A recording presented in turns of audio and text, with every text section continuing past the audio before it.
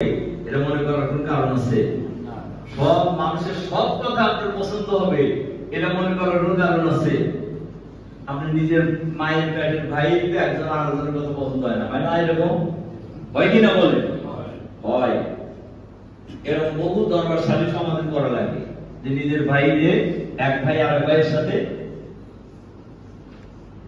অনেক জিনিস নিয়ে সমস্যা। কাজেই আমরা যারা বিভিন্ন মায়ের সন্তান একসাথে চলতে গেলে এদিক ওদিক মাঝে হয়েও যেতে পারে। কাজে এটাকে দিলিকে তাল বানায় না প্রচারণায় নেমে যাওয়া এটা মোটেই সঠিক আমাদের হবে না। সম্মানিত দায়িত্বশীল ভাই সব শেষে যে কথা বলে আমার কথা শেষ করতে চাই,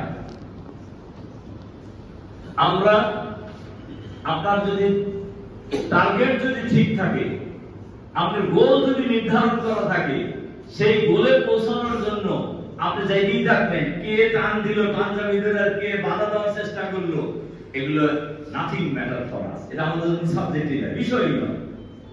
আমাদের কাজ হলো আমরা সেই জায়গায় পৌঁছবো ইনশাআল্লাহ। সেজন্য পৌঁছার জন্য যা প্রয়োজন সব আমরা করব।